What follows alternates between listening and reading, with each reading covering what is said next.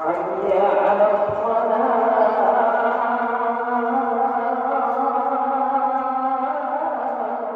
दुनिया के अंदर हिंदुस्तान को गंगा जमुनी तहजीब के तौर पे देखा जाता है कि किस तरीके से तमाम मज़हब के लोग यहाँ फूलों के गुलदस्ते की तरह रहते हैं।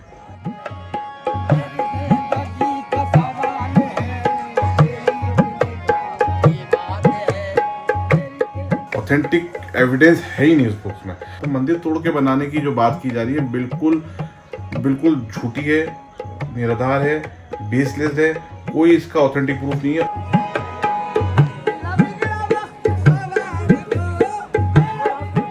देखिए, सर्वे करने का मतलब ये होता है कि आपकी नीयत है उसके स्ट्रक्चर को चेंज करने की, आप क्वेश्चनाइज कर रहे हैं।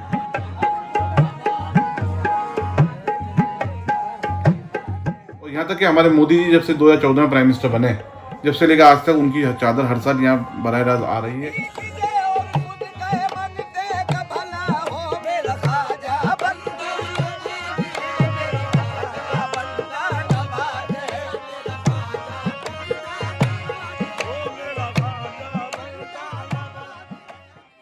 हिंदू सेना के विष्णु गुप्ता की जिस अर्जी को कोर्ट ने एक्सेप्ट किया है, स्वीकार किया है, उसमें दावा किया गया है कि ख्वाजा मोइनुद्दीन चिश्ती दरगाह के नीचे दरअसल पहले मंदिर हुआ करता था। अब इस मामले में 20 दिसंबर को सुनवाई है, लेकिन इस पूरे मसले पर जो लीनियल डिसेंडेंट्स हैं ख्वाजा साहिब के, जो बायोलॉजिकल डिसेंडेंट्स हैं, जिसे हम सज्जाद नशीन के हम दफ्तर में यहाँ पर मौजूद हैं, तो ख्वाजा साहिब के जो ग्रेट ग्रैंडसन हैं सैयद नसीरुद्दीन चिश्ती साहब, वो हमारे साथ मौजूद हैं और ख़ुद लॉ के ग्रेजुएट भी रहे हैं।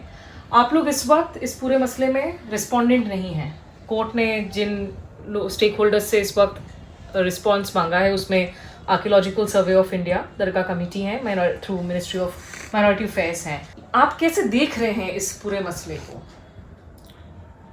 देखिए, लीगल एस्पेक्ट के अकॉर्डिंग बताऊं तो जाहिर सी बात है, हम इसको लीगली बहुत सीरियस ले रहे हैं।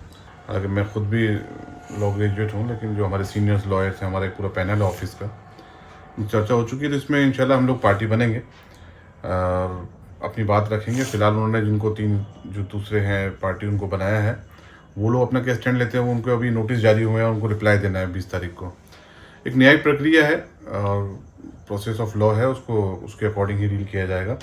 लेकिन ये जो एक कल्चर नया अडॉप्ट किया जा रहा है, एक परिपाटी डाली जा रही है कि देश के अंदर हर व्यक्ति पब्लिसिटी की स्टंट के तौर पे इस तरीके की हरकतें कर रहा है कि कभी किसी मस्जिद पे ऑब्जेक्शन किया जा रहा है, कभी किसी दरगाह पे ऑब्जेक्शन किया जा रहा है और वहाँ पर मंदिर होने के दावे किए जा रहे हैं। ये सोसाइटी के हित में नहीं है, समाज के हित में नहीं है और देश के हित में नहीं है। क्योंकि हमारे देश तो दुनिया के लिए एक मिसाल है। पूरी दुनिया के अंदर हिंदुस्तान को गंगा जमुनी तहजीब के तौर पर देखा जाता है कि किस तरीके से तमाम मज़हब के लोग यहाँ फूलों के गुलदस्ते की तरह रहते हैं और फूलों की तरह महकते रहते हैं और मिलजुल के रहते हैं और एक अपनी खुशबू, अपनी सुंदरता, अपनी खूबसूरती को नज़ारा एकदम दुनिया देखती है उसका। तो ऐसे मुल्क को ये समझता हूँ मैं, ऐसे नापाक इरादे रखने वाले लोग मुल्क के अमन अमान को ख़राब करने की कोशिश कर रहे हैं। तो आपको लग रहा है कि ये पब्लिसिटी स्टंट है, ये जो याचिका दायर की गई है इसमें कोई बेसिस नहीं है, कोई ऐतिहासिक रूप से भी कोई बेसिस नहीं है, कोई एविडेंस नहीं नज़र आ रहा है इसमें? जैसे जहाँ तक मैंने पिटीशन को देखा है तो मेरे हिसाब से तो petition totally false and fabricated है, बेस्ड ऑन दी अनऑथेंटिकल, कह सकते हैं ना कि कोई ऑथेंटिक एविडेंस है ही नहीं उस बुक्स में। एक पर्टिकुलर बुक जो 1911-12 में रिटन की गई, ठीक है, हरविला शारदा जी ने लिखी, वो अजमेर के सम्मानित व्यक्ति थे, but he was not the author actually, वो कोई हिस्टोरियन भी नहीं थे। और उसको रिपब्लिश किया गया 1920 में, 1940 में। उसमें भी उन्होंने लिखा है कि ट्रेडिशन सेज, ऐसा कहा जाता है। कहीं उन्होंने कोटेशन नहीं डाली, कहीं रेफरेंस नहीं डाला कि उन्होंने ये बात कहाँ से उठाई है। और वो खुद अपनी ही उस बुक में पेज नंबर 92 पे कहते हैं कि मज़ार जो था वो 150-200 साल तक तो कच्चा था। 1460 के आसपास जब महमूद खिलजी और इन लोगों ने अजमेर को कैप्चर किया, उसके बाद में उनके बेटे जो थे गयासुद्दीन खिलजी ने, जो मखदूम हुसैन नागौरी से उनकी एक रूहानी कुर्बत थी, तो उनके साथ मिलकर उनके कहने पे ये मस्जिद की तामीर की गई। तो एक कच्चे मज़ार पे मंदिर होने का तो सवाल ही नहीं उठता। अब ऑथेंटिक बुक की बात करें तो हम तो सरकारी रिकॉर्ड पे चलेंगे। तो सरकारी रिकॉर्ड मैंने जैसे भी आपसे डिस्कशन किया है, हमारी जो जस्टिस गुलाम हसन साहब की जो इंक्वायरी कमेटी रिपोर्ट है 1950 की, जो उन्होंने पार्लियामेंट में बाकायदा पेश की, उसके बाद में दरगाह ख्वाजा साहब एक्ट बना, उसमें भी ये स्टोरी दी हुई है ये ख्वाजा का मज़ार जो था 150-200 साल तक कच्चा था। 1236 में आपका विसाल हुआ, उसके बाद में 1460 तक तो मज़ार ही गुम्बद ही नहीं था, कोई तामीर ही नहीं हुई।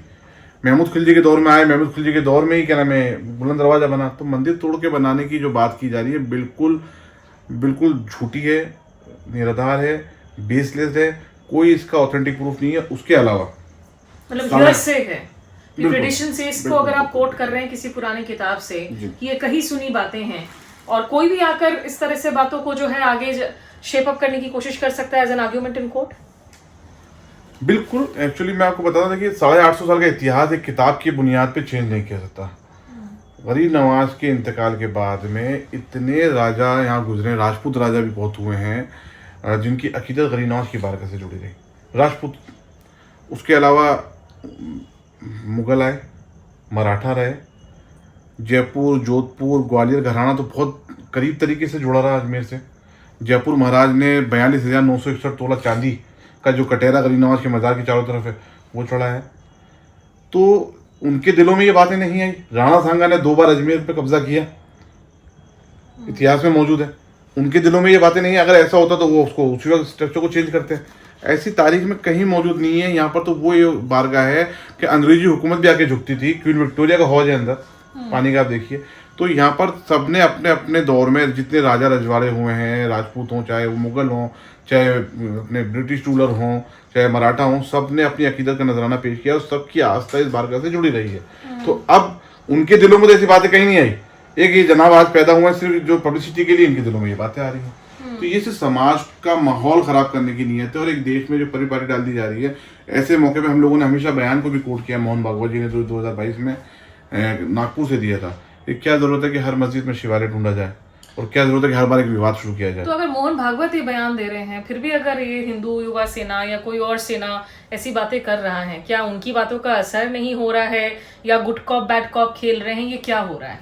देखिए, इसके पीछे क्या षड्यंत्र है मैं उसके बारे में तुम्हें बोलना उचित नहीं, क्योंकि जो आधिकारिक तौर पे मेरे पास जानकारी नहीं है। तो ये, लेकिन हाँ, ऐसे जिम्मेदार लोगों की बातों को भी नहीं सुना जा रहा है। तो मैं सोचता हूँ समाज के जितने इंटेलेक्चुअल्स हैं और जो अथॉरिटीज़ हैं उनको साथ बैठने की ज़रूरत है। और ख़ास तौर से उन पॉलिटिकल पार्टीज़ को, क्योंकि मैंने देखने में आया कि ये जो कंट्रोवर्सी अराइज हुई उसके बाद में ऐसे ऐसे बयान दिए गए। एक तो मिनिस्टर साहब ने ऐसा बयान दे दिया कि यहाँ पर सर्वे का ऑर्डर हो गया, जबकि अभी तो प्रीमियरी स्टेज है, सिर्फ न्यायालय ने उसको सुनवाई तो निहित किया है, नोटिस जारी करें। लेकिन तमाम पॉलिटिकल पार्टीज़ को इस तरह के, मतलब ये अजमेर दरगाह का नहीं है, पूरे में देश में जो हालात बन रहे हैं, एक दूसरे पे आरोप प्रत्यारोप को बंद करना चाहिए, साथ में बैठना चाहिए। और प्लेसेस ऑफ वर्शिप एक्ट के अंदर जो अपने अपने तरीके से इंटरप्रिटेशन किए जा रहे हैं, उसके लिए क्या तो उसमें अमेंडमेंट करके स्पेसिफिक डाला जाए कि नहीं सर्वे भी नहीं होगा क्लियर, या माने सर्वोच्च न्यायालय में एक पेंडिंग है याचिकाएं, तो इंशाल्लाह मुझे उम्मीद है कि माननीय सर्वोच्च न्यायालय इस पर कोई निर्णय पारित करे कि इस तरीके की जो हरकतें की जा रही हैं, कभी सर्वे के नाम एक रास्ता निकाला जा रहा है प्लेसेस ऑफ वर्शिप एक्ट के अंदर, तो उस पर भी एक तरह से रोक लगने की जरूरत है। तो इसके लिए तमाम पॉलिटिकल पार्टी को बैठना बहुत जरूरी है, देश हित के लिए जरूरी ये है। मिस इंटरप्रिटेशन तो शुरू हुई, हालांकि former chief justice of India DY Chandrachud definitely उसके बाद में जजमेंट के बाद में लोगों ने ये रास्ता निकाला है कि उसमें जो उनकी तरफ से जो व्यूज आए थे, तो मैं समझता हूँ उस पर क्या तो इबादत जारी रह सकता है, लेकिन सर्वेक्षण पर नहीं रोक लगेगा। सर्वे करना कोई रिलीजियस प्लेस के स्ट्रक्चर को चेंज करने का से नहीं जोड़ा जा सकता, ये ऐसा उसमें भी इंटरप्रिटेशन था। देखिए, सर्वे करने का मतलब ये होता है कि आपकी नीयत है उसके स्ट्रक्चर को चेंज करने की, आप क्वेश्चनाइज कर रहे हैं उसके स्ट्रक्चर को, उसके नेचर को, जब भी तो आप सर्वे कर रहे हैं। क्या ज़रूरत है सर्वे करने की? जाहिर सी बात है कि आज कोई किसी की आस्था को ठेस पहुंच रही है, और अजमेर दरगाह तो ऐसी दरगाह है जिससे पूरी दुनिया के हिंदू मुसलमान सिख ईसाई जुड़े हुए हैं। आपको एक तारीखी किस्सा सुना, टिंकू अब्दुल रहमान जो मलेशिया के किंग थे, उनको 1962 में उनकी एक परेशानी थी, कोई परेशान थे काफ़ी, उनको गरीब नवाज का मज़ार दिखाया गया और कहा गया कि आप वहाँ जाके हाजिरी दो, आपकी परेशानी दूर होगी। उन्होंने पंडित नेहरू को फ़ोन किया और यहाँ के हाजिरी दी। तो हिंदुस्तान में ये दरगाह वो दरगाह है कि आम और ख़ास सभी लोग जुड़े हुए हैं, दुनिया के हर बड़े बड़े सरबराह इस दरगाह से जुड़े हुए हैं। तो हमें सोचने की ज़रूरत है कि हम क्या कर रहे हैं कि लाखों करोड़ों लोगों की आस्था को ठेस भी तो पहुँच रही है। आपसे जब बात हो रही थी, आपने एक और चीज़ का जिक्र किया था, ये कहते हुए कि क्यों इतिहास में कोई प्रूफ नहीं है कि यहाँ कोई मंदिर था। आपने मुतव्वल्स की बात की थी, मुतवल्लिस की बात की थी कि गैर मुसलमान मुतवल्लिस भी मौजूद थे। थोड़ा उनके बारे में आप अगर बता सकें, हमें समझा सकें। देखिए, हमारे अजमेर में जो अजमेर शरीफ की बारगाह है, यहाँ पर जो सज्जादा नशीन ही मुतवल्ली हुआ करते थे, और मुतवल्ली से और सज्जादगी एक ही पोस्ट थी जो गरीब नवाज के औलाद में जो भी होता था, ये हेरिडिटी पोस्ट है। शाहजहाँ के दौर में मुतवल्लीशिप को अलग किया गया, क्योंकि उस वक्त के जो सज्जादा नशीन थे उनकी उम्र 90 साल से ज़्यादा हो गई थी, तो उनको असिस्ट करने के लिए मुतवल्लीशिप गवर्नमेंट अपने हाथ में ले, उस वक्त की जो रूलर थे उन्होंने अपने हाथ में ले ली थी। तो उसके बाद से यहाँ पर मुतवल्ली का अपॉइंट होना शुरू हुआ, तो उसमें कई 8 मुतवल्ली, तकरीबन 8 मुतवल्ली यहाँ पर गैर मुस्लिम अपॉइंट हुए हैं। तो जाहिर सी मुतवल्ली मतलब एडमिनिस्ट्रेटर अगर नॉन मुस्लिम रहा तो जाहिर सी बात है, तो नॉन मुस्लिम रहा तो उन्होंने कभी ऐसी अपनी कहीं नोट नहीं डाला, कहीं ऐसी प्रोसीडिंग नहीं चलाई कि यहाँ पर लिखा जाए कि साहब हमने ये इमारत देखी है, हमने ऐसा मंदिर का देखा, नहीं। उसके अलावा कई कामदार जो एक पोस्ट है यहाँ पर, उस पोस्ट पे भी गैर मुस्लिम रहे। यहाँ पर कई पोस्टों पे गैर मुस्लिम रहे हैं, खजांची रहे हैं, कभी किसी तरीके से किसी की तरफ से कोई इख्तलाफ नहीं आया, कभी ऐसी बात सुनने में नहीं कि ऐसा हो, सिवाय इस बुक के। इस बुक की बुनियाद पे हम 800 साल की हिस्ट्री को चेंज नहीं कर सकते और लोगों की आस्थाओं के साथ खिलवाड़ नहीं किया जा सकता। This book is not at all authentic proof और कोई लीगल डॉक्यूमेंट भी नहीं। दर्शकों को जो नहीं समझते हैं उनको ये भी बता दें कि दरअसल नसीरुद्दीन साहब जो हैं वो सक्सेसर हैं टू द स्पिरिचुअल हेड, और जो सज्जादा नशीन की हम बात करते हैं वो स्पिरिचुअल ऑफिस है। जो मुतवल्लीस की बात कर रहे थे वो एडमिनिस्ट्रेटिव ऑफिस की बात कर रहे थे। तो ऐसे में एक मैं आपसे ज़रूर पूछना चाहूँगी, क्योंकि आपने जिक्र किया और यहाँ हम देखते भी हैं, आप जब अगर अजमेर आते हैं, विक्टोरिया गेट है, क्वीन एलिजाबेथ हो, अकबरी गेट, शाहजहानी गेट, और तमाम एम्परर्स हो, आम हो, खास हो, उन्होंने अलग अलग तरीके से आकर यहाँ पर इबादत की है। प्रधानमंत्री भारत के सारे वो चादर भेजते रहे हैं, इंक्लूडिंग प्राइम मिनिस्टर मोदी उर्स के दौरान। इस परंपरा के बारे में आप जरा बताएं हमारे दर्शकों। जी बिल्कुल, मैं बताता हूँ। पहले एक बार आपको थोड़ा कर दूँ, 47 से पहले मुतवल्लीशिप थी, 47 के बाद में जब दरख्वास्त साहब एक्ट बन गया तो उसको नाजिम कर दिया गया। तो अभी नाजिम चीफ एग्जीक्यूटिव ऑफिसर जो एडमिनिस्ट्रेटर है वो कहलाते हैं। लेकिन सज्जादा नशीन is also recognised by the government of सज्जादा नशीन is always being a descendant of the Khwaja Sahab and governed by the rule of primogeniture. तो ये अलग होता है, स्पिरिचुअल अथॉरिटी है। अब आपने प्रधानमंत्रियों की बात करी, देखिए बिल्कुल 47 के बाद से, 47 से पहले जो दूसरी हुकूमत हुआ करती थी उन्होंने भी यहाँ पर आके हाजिरी दी है, चादरें पेश करी है। मैंने क्वीन विक्टोरिया के जैसा आपको बताया, गवर्नर वाइसराय जनरल थे वो आते थे, उनसे पहले भी स्वामी विवेकानंद का भी है, गांधी जी का भी है, सबका है।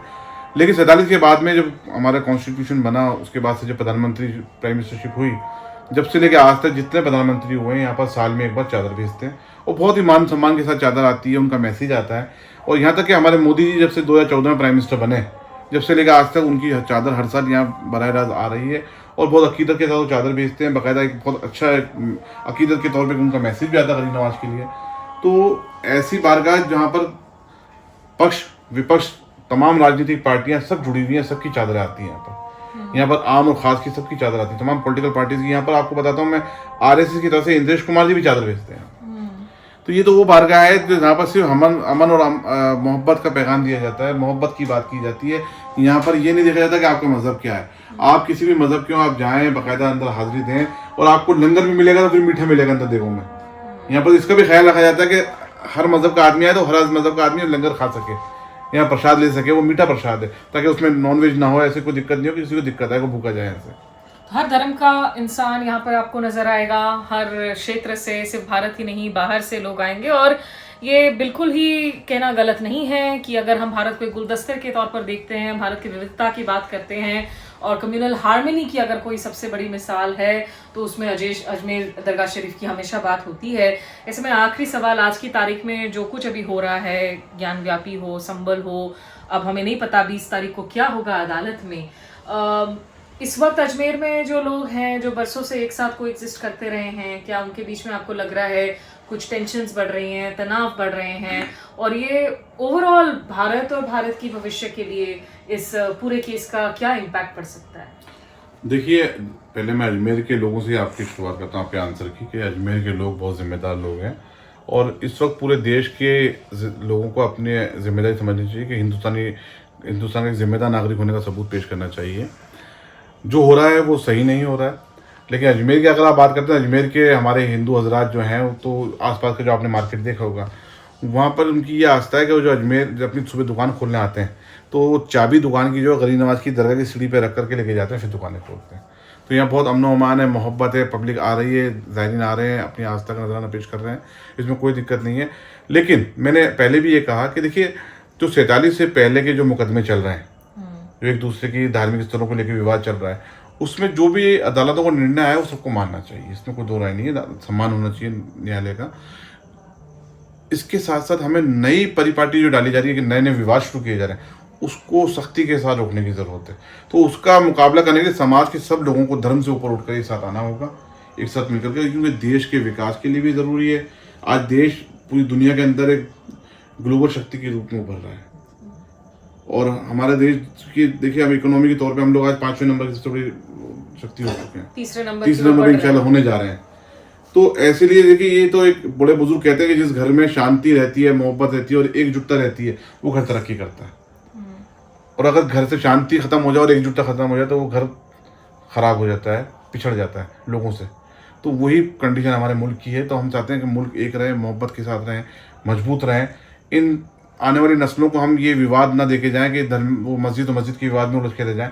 हम उनको आने वाली नस्लों को अच्छा माशरा देके जाएं, एक खुशगवार माहौल देके जाएं, तरक्की याफ्ता मुल्क देके जाएं, ताकि लोग कहें कि हाँ कुछ लोग हमारे पॉलिटिकल लोग लीडर ऐसे थे, जैसे महात्मा गांधी जी को याद किया जाता है, सुभाष चंद्र बोस जी को याद किया जाता है, अब्दुल कलाम आज़ाद साहब को याद किया जाता है। इसी तरीके से आजकल के लीडर को भी याद रखा जाए।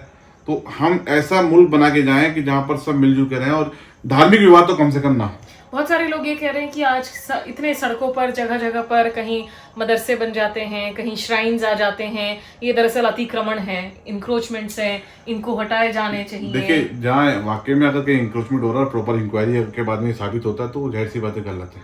मैं इसकी तरफदारी नहीं करूँगा, लेकिन जो तारीखी इमारतें हैं उनको तो झुटलाया नहीं जा सकता। अब इंक्रोचमेंट के नाम पे आप 700 साल 800 साल पुरानी मस्जिदें या दरगाहें तोड़ दो तो वो तो गलत है, वो इंक्रोचमेंट नहीं है। इंक्रोचमेंट वो है जो आजकल लोग कर रहे होंगे, अगर पैसे कमाने के लिए अगर एक चल गया तरीका तो उसको गलत है, उसको रोकना भी चाहिए। लेकिन इसका मतलब ये नहीं कि आप जो ऑथेंटिक बिल्डिंग्स उनको तोड़ा दें। देखिए अब सवाल यही है, सबसे ज़रूरी हम बात कर रहे हैं, पीछे अजान की गूंज आ रही है और अजमेर शरीफ में आप जब आएँ, आप वक्त बताएं तो आप देखेंगे वो सारे लोग इतने भक्ति भावना से आते हैं, स्पिरिचुअलिटी की बात होती है, सूफिज़म सबसे बड़ा सिंबल है यहाँ पर, और एक ही बात लोग कहते हैं कि यहाँ के सुकून मिलता है। तो सवाल ये है कि आप क्या खोदना चाह रहे हैं, कब तक खोदना चाह रहे हैं, कहाँ तक खोदना चाह रहे हैं, और क्या पीछे की ओर ही देखता रहेगा मुल्क, या बात आगे की करेंगे, भविष्य की करेंगे। फिलहाल हमारे साथ जुड़ने के लिए बहुत शुक्रिया, आपने हमसे बातचीत की इसलिए बहुत शुक्रिया। अजमेर शरीफ और भी आवाज़ों को आप तक हम लगातार पहुँचा रहे हैं, बने रहिए हमारे साथ।